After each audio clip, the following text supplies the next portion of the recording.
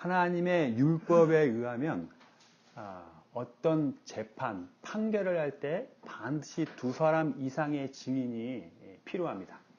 지금 아모스는 하나님의 북이스라엘에 대한 심판을 선언하기 위해서 두 사람의 증인을 부릅니다. 하나는 누구냐 하면 아스돗의 궁궐이다 이랬어요. 여기가 아스돗이라고 보입니다. 여기 아스돗. 그리고 하나는 이집트의 궁궐들이죠. 이집트. 이제 여기죠. 이 두 궁궐에 사는 사람들, 궁궐이라고 번역했는데 사실은 요새라고 번역하는 게 맞습니다. 스트롱홀드. 두 요새에 사는 사람들을 불러서 어디로 오라고 그랬냐면 요 사마리아 땅으로 부르라고 그랬어요. 이 북이스라엘의 수도입니다.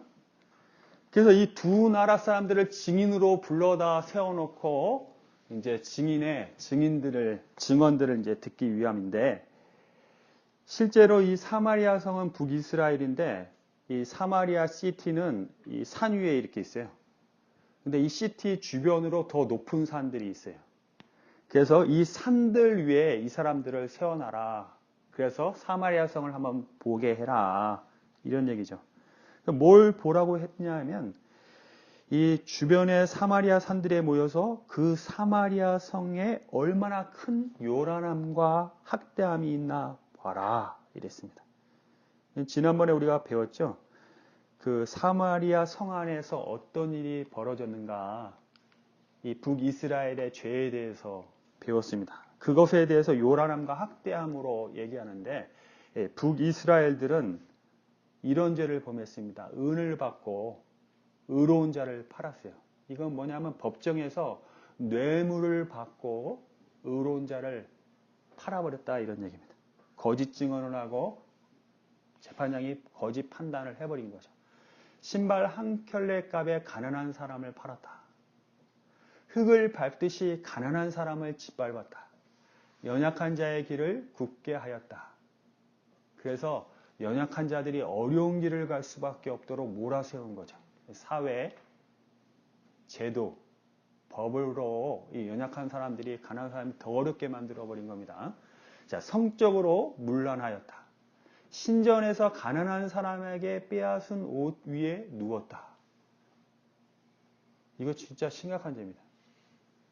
가난한 사람의 하나밖에 없는 옷을 빼앗아다가 자기들이 믿는 그 신전에서 누울 정도로 이들은 종교적으로 타락한 사람들이죠. 벌금으로 거둔 돈으로 포도주를 사서 그들의 신전에서 마셨다. 이렇게 얘기를 합니다. 그러니까 이 아스돗, 블레셋에서 온 사람들, 이집트에서 온 사람들이 이렇게 그 사마리아 성을 들여다보니까 이런 악한 일들이 벌어지는 것을 너희가 눈으로 지금 보고 있지 않느냐? 맞다는 거예요. 이거 인정할 수밖에 없죠. 그리고 나서 이제 하나님이 그러므로 내가 판단하겠다 이렇게 얘기를 합니다. 뭐라고 판단하느냐 하면 이 궁궐, 이 요새에서 포악과 겁탈을 쌓는 자들이 바른 일을 행할 줄 모른다. 그러므로 이 땅 사면에 대적이 있어 내 힘을 쇠하게 하여 내 궁궐을 약탈하게 하리라. 그렇게 선포했어요. 판결을 내버렸습니다. 이 사마리아 성은 이제 지금 나라 이름 나오지 않지만 아수르란 나라에 의해서 사면으로 둘러싸여 가지고 그들이 그 요새 안에 가난한 사람에게서 빼앗은 것, 부를 축적한 것을 다른 사람들이 와서 약탈해서 가져갈 것이다. 그리고 이 나라는 멸망하고 이 나라 사람들은 다른 나라로 다 흩어질 것이다 하고 하나님이 판결을 하셨어요. 증인이 보시다시피 이들은 이렇게 악합니다. 그러므로 나는 이렇게 판결합니다. 그리고 미래의 그 판결대로 그들은 망해버리는 사건이 일어납니다. 여러분 지금 이 블레셋, 아스돗에서 온 사람들과 이집트에서 온 사람들이 다 어디서부터 왔죠? 요새에서 온 사람들이에요. 그 요새에 있는 사람들이 하나님이 사마리아 성에 대해서 심판하시는 모습을 보니까 가슴이 뜨끔했겠죠. 왜냐하면 자기들도 자기들 요새 안에서, 자기들 도시 안에서 가난한 사람을 착취해갖고 자기들 요새 안에 재물들을 쌓아놓은 사람들이기 때문에 자기들도 곧 심판을 받을 거다 하는 수밖에 없는 상황이 되어버립니다. 이게 예전에 있었던 일인데 시대와 장소는 변해요. 그렇지만 인간의 본성은 변하지 않죠. 여러분, 그건 분명한 겁니다. 그러니까 요즘에도 이런 일이 벌어지고 있다. 다른 장소와 다른 형태의 모습일지 모르지만 우리는 충분히 짐작할 수 있죠. 자, 그러면 요즘에 지구촌 하니까 글로벌 빌리지, 그 세계가 하나라고 그러니까 우리 세계로 한번 확대해 갖고 한번 생각해 봅시다. 이 프랑스 철학자가 낸 책에 프랑스에 테러가 일어났죠. 그 이후에 그 테러에 대해서 진단하면서 이 철학자가 이 책 안에 쓴 내용입니다. 자, 세계 인구의 1%가 부의 46%를 가지고 있습니다. 세계 전체 인구의 1%가 세계 전체의 부, 웰스 46%를 갖고 있대요. 세계 인구의 10%가 부의 86%를 소유하고 있습니다. 그리고 세계 인구 50%는 아무것도 소유하고 있지 않습니다. 이게 현재래요. 어떻게 이런 일이 벌어질 수 있을까요? 소수의 사람들이 법과 제도를 통해서 가난한 사람들을 착취하고 군사력을 이용해서 가난한 나라에 가가지고 착취한 결과, 나누지 않은 결과죠. 그래프를 한번 제가 그려봤어요. 1%예요. 46%를 갖고 있어요. 그 1%와 9%를 합해서 10%예요. 86%를 갖고 있어요. 그리고 나머지 이 중산층이라고 할 수 있는 세계 이 40% 사람들은 이 14%의 40%의 사람들이 14%의 부를 또 나눠 갖고 있어요. 그러면 이 사람들 중산층이라고 그러겠죠. 중산층. 이 사람은 정말로 한 줌 되는 엄청난 부를 가진 사람들이고 이 사람들은 귀족이라고 할 수 있겠죠. 이 사람들은 아무것도 갖고 있지 않은 사람들. 어떻게 이런 일이 벌어지고 있죠? 이게 팩트예요. 여러분은 어디에 속했습니까? 하면 나는 집도 없고 어카운트에 돈도 없고 땅도 없고 아무것도 가진 거 없고 심지어 빚이 있다. 그러니까 나는 여기에 속한 사람이다 하는데 여러분 여기에 속한 사람 아니에요. 왜냐하면 여러분은 이미 미국에서 사는 이상 여기에 속한 사람이 아니고 여러분 이미 배운 이상 여러분 여기에 속한 사람도 아니고 여러분은 앞으로 무슨 기회가 있는 이상 여기에 속한 사람이 아니에요. 그러니까 여기에 속한 사람은 누굽니까? 대부분 아프리카, 아시아에 있는 가난한 사람들, 난민들, 다 여기에 속해 있는 사람들이. 여기는 이제 중산층, 세계에 있는 중산층이라고 그랬어요. 이 중산층들이 제일 두려워하는 게 뭔지 아십니까? 여기로 떨어질까봐 두려워하는 거예요. 어떻게든 이 위로 올라가려고 하는 것이 이 사람들의 모습입니다. 자, 여러분 이 피라미드형 그래프를 보면서 여러분들이 느끼는 게 뭐가 있습니까? 이 그래프는 어디서 많이 본 것 같은데 어디서 봤죠? 역사에 보면 중세나 뭐 이런 귀족정 할 때 귀족 정치의 그래프예요, 이거. 귀족.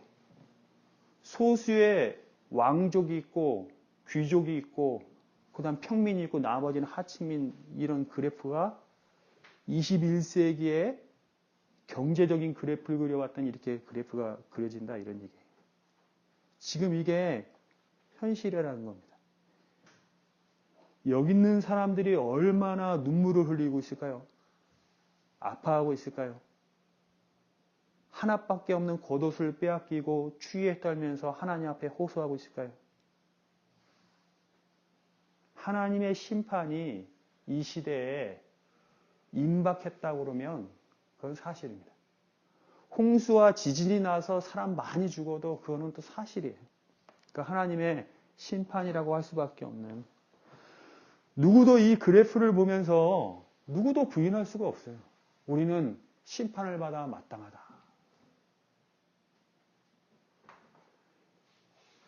여러분, 그 세계 역사를 배우면 산업혁명이 언제 일어났죠?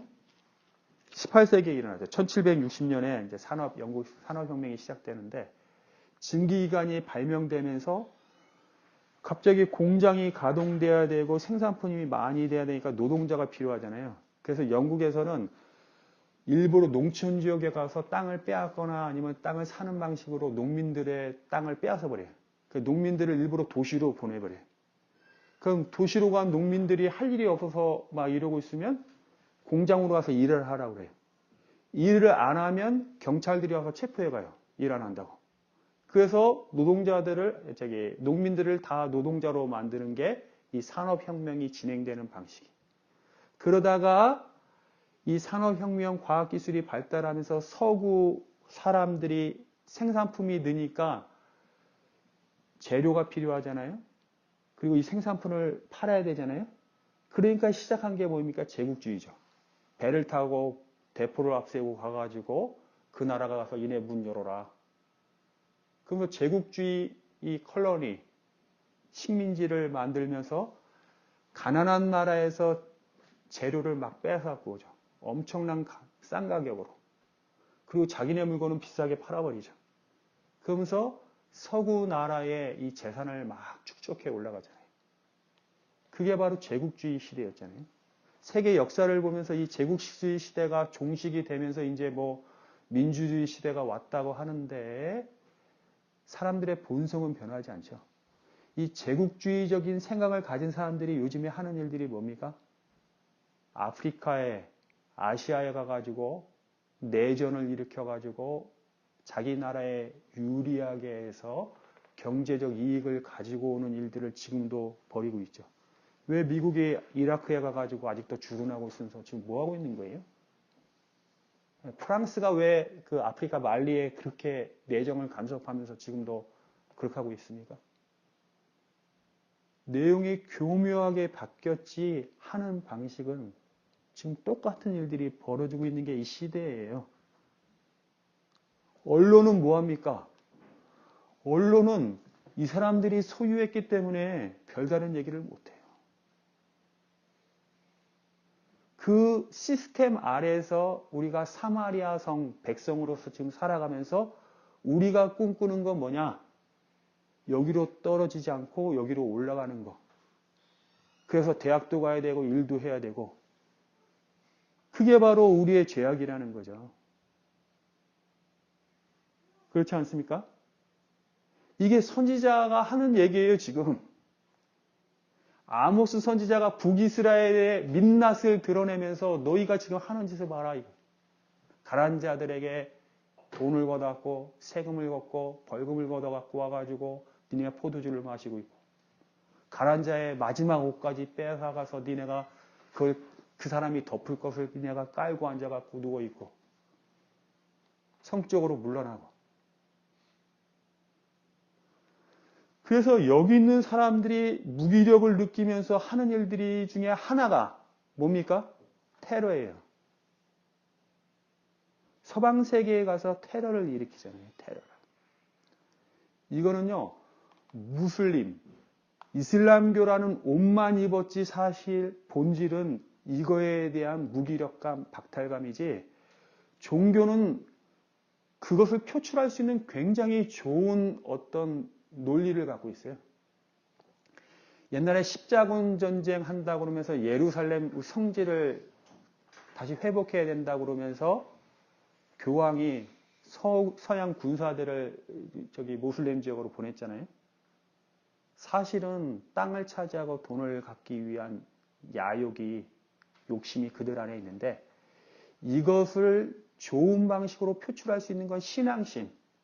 그래서 그 군인이 침략군인데 십자군이라는 이름을 갖다 붙여놓고 갖다 뭐라고 세운 거죠.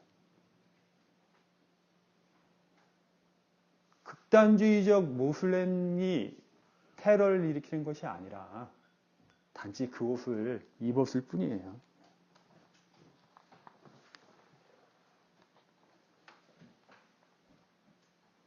예, 그 다음 말씀을 우리 한번 봅시다.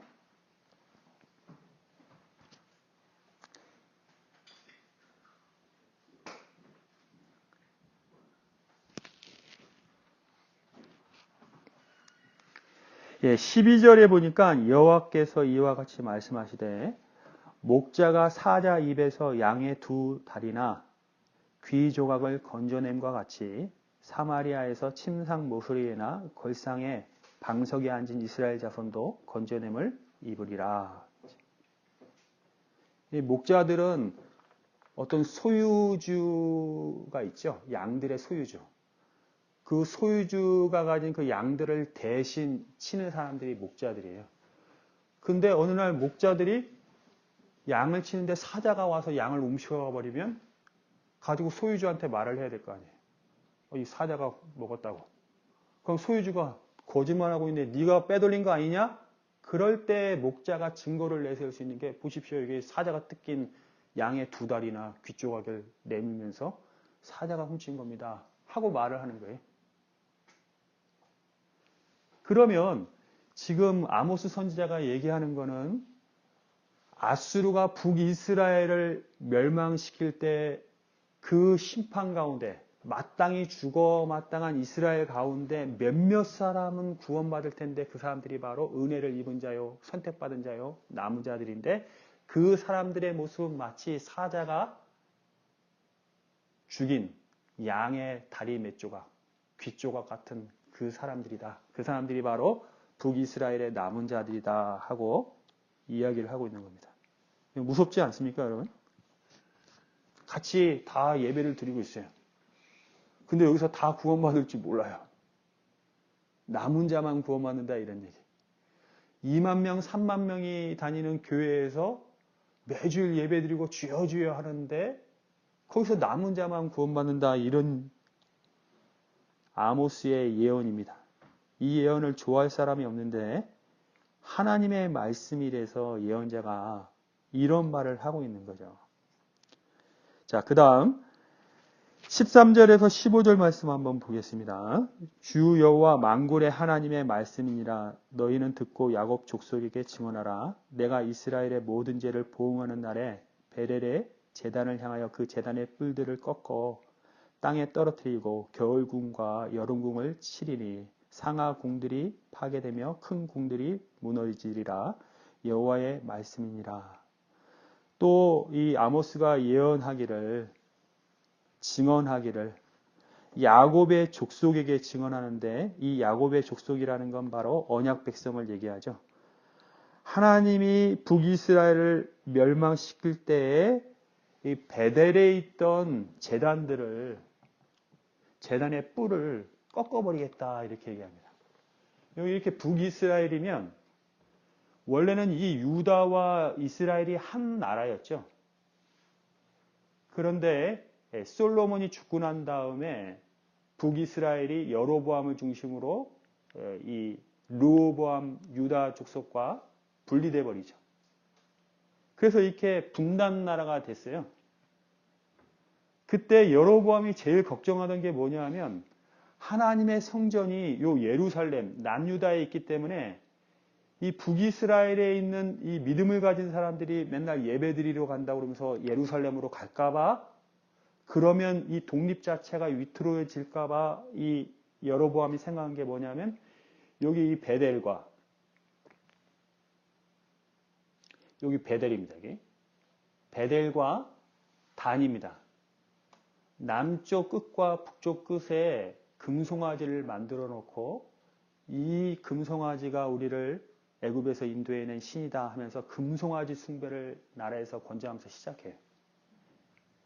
그리고 북이스라엘에 이렇게 왕이 바뀌면서 여러 이방 나라 여자들이 여왕으로 들어오면서 바알과 아세라 숭배를 합니다. 이 이스라엘 왕들이 바알과 아세라 숭배를 허용하는 이유가 있어요. 왜냐하면 국가에 이롭기 때문에 그래요. 국가 경영하기 좋기 때문에 이거는 뭐 굳이 반대할 이유 없다. 오히려 장려한다. 바알과 아세라는 건 이 풍요의 신이기 때문에 오히려 농사 잘 되고 사람들이 돈을 추구하고 물질을 추구하는 그런 신을 섬기는 게 국가 번영에 도움이 되기 때문에 자, 그렇다면 아모스 선지자가 예언할 때 북이스라엘의 종교적 상태가 어땠냐? 이게 혼합주의라는 거예요. 여호와를 섬기는 믿음도 분명히 있었어요. 바알을 섬기는 것도 있었어요. 그리고 또 이 금송아지를 섬기는 숭배도 있었어요. 그러니까 신전에라고 있는데 여호와의 신전도 있고 여호와의 제단도 있고 바알의 제단도 있고 막 뒤섞여 있는 거예요. 이런 혼합주의적인 신앙, 그 북이스라엘에 대해서 너희는 원래 야곱 족속으로 언약의 백성인데 그렇게 우상 숭배로 뒤섞여 버렸냐? 뭐가 야훼, 여호와를 믿는 믿음이냐 하고 물어보면서 하나님께서 말씀하시기를 베델에 있는 제단의 뿔을 꺾어버리겠다. 이 제단은 재물을 위에다 올려놓고 불에 태우는 제단인데 거기 양쪽에 네 곳에 뿔이 있어요. 근데 이 뿔이 뭘 의미하냐면 긍휼을 상징합니다. 그래서 요압이 솔로몬이 죽이려고 할 때 달려가 가지고 이 뿔을 붙잡았죠. 이 긍휼의 상징, 하나님의 용서의 상징인데 하나님이 이걸 끊어버리겠다는 거예요. 더 이상 용서는 없다 이거예요. 하나님은 진노 중에라도 긍휼을 베푸시는 용서하신 하나님인데 지금 아모스 선지자가 선포하기를 더 이상 북이스라엘에는 긍휼은 없다. 다 심판하겠다. 왜 이런 일이 벌어졌을까요? 혼합주의적인 신앙을 가졌기 때문에 이런 일이 벌어졌어요. 자, 쉽게 얘기할게요. 어느 교회가 있어요. 교회 가서 이렇게 앉아서 예배를 드리는데 하나님의 이름 말하는데 하나님이 아니에요. 성경을 말하는데 성경 내용이 아니에요. 성경 말씀 하나 읽어놓고 딴 얘기를 하고 있는데 내용을 들어보니까 자기개발이요, 번영주의요. 제가 한 번은 노회 모임에 가가지고 노회라는 거는 이제 각 지역의 목사님들이 다 모여갖고 예배하는 그런 그리고 회의하는 그런 모임인데 가지고 이렇게 앉아 있는데 그 노회의 그 대표되는 목사님이 설교를 하는데 이렇게 앉아서 설교 들어봤는데 요점은 그겁니다. 목회에 성공하기 위해서 즉 성도들을 많이 모으고 성도들이 빠져나가지 않게 하고 그리고 그 성도들과 함께 교회를 건축해가지고 이렇게 잘 되기 위해서는 목사가 이래 한다. 봐라, 나는 이렇게 하지 않았냐 하면서 자기 체험을 얘기하는데 보니까 설교가 아니라 이것은 무슨 보험왕이 보험하는 사람들 앉혀놓고 이렇게 하면 보험을 많이 얻어낼 수 있습니다 하는 그런 얘기 같아서 제가 앉아있는데 너무너무 괴로웠어요. 뛰어나갈까? 아니면 이걸 들고 선지자같이 재단으로 확 집어던지면서 이거는 믿음이 아니라고 할까? 뭐 이런 생각도 했지만 그냥 뒤로 나갔어요. 도저히 못 앉아 있을 것 같아가지고 뒤에 앉아서 끝날 때까지만 기다렸어요. 이런 게 혼합주의죠. 그래서 그 이스라엘의 사람들이 겨울궁과 여름궁이 있었어요. 이 많은 다수의 사람들이 엄청 가난한데도 이 부자 사람들이 여름 별장과 겨울 별장이 따로 있었고 그 집에는 벽을 아이보리죠. 상아로 이렇게 무늬를 파서 새겨 넣었어요. 상아로. 상아는 이스라엘에 나오지 않아요. 코끼리 이거잖아요. 굉장히 비싼 수입품을 가져다가 이 벽에다가 가구에다가 이렇게 새겼어요. 돈이 얼마나 남아 돌아가면 이렇게 한국에 정말 재벌이 있는데 그 집은 화장실 변기가 도금된 거래요. 이런 금변기에 앉아갖고 이렇게 일을 한번 이렇게 보는 게 얼마나 부담스러울지 나는 부담스러울 것 같은데 정말 돈 쓰다 보니까 이제 변기까지 도금하는구나.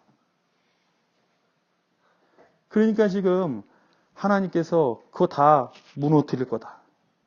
너희들에겐 더 이상 자비가 없다. 용서가 없다. 왜냐하면 너희가 믿는 하나님은 참 하나님이 아니고 혼합주의고 우상숭배이기 때문에 그렇다.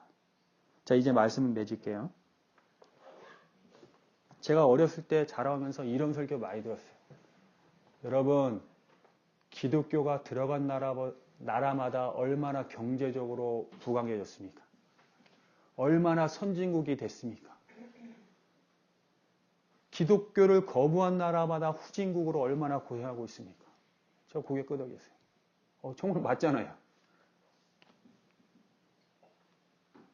심지어 어떤 분은 이런 얘기를 하신 분 있어요.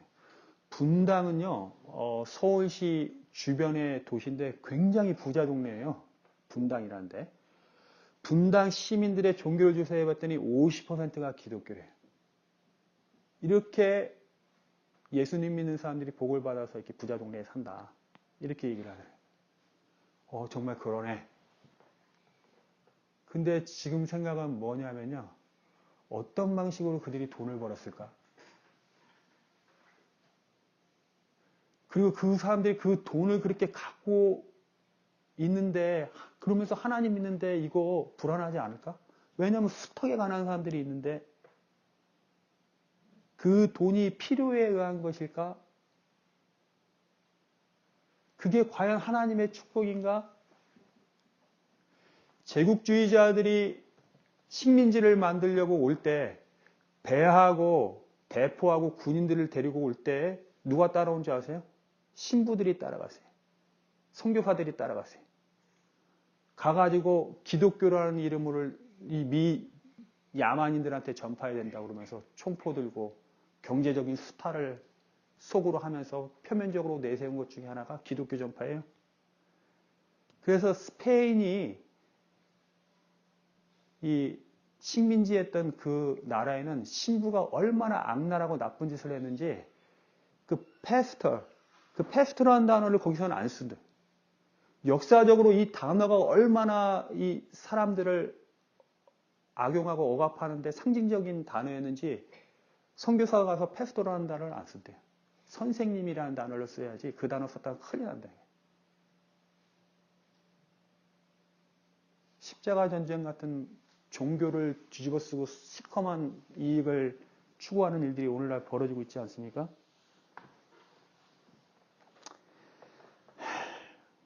여러분, 지금 제가 좌파적인 얘기하고 있는 거 아니에요. 좌파 얘기하는 거 아닙니다. 정말 답답한 건 뭐냐면 아까 그 억압받는 사람들이 뒤집어져 갖고 그 사람들이 주인이 되는 세상 만들면 이 나라가 천국일 것 같은가요? 그렇지 않죠. 또 시간 지나면 또 피라미드 똑같이 돼요. 우리 인간은 본성은 바뀔 수가 없다는 거예요. 그러니까 하나님의 심판의 대상이고 은혜를 입지 않으면 우리는 신앙생활을 할 수 없어요. 그게 아모스 선지자가 목숨을 걸고 사람들의 손가락질과 살해의 위협을 무릅쓰고 아모스 선지자가 하나님 말씀을 그대로 대언한 게 그 말씀이에요. 사치하는 크리스찬들은 그 하나님 믿는 사람들 아니에요. 어떻게 그럴 수가 있어요? 혼합주의 믿음을 가진 사람들, 그런 사람들입니다.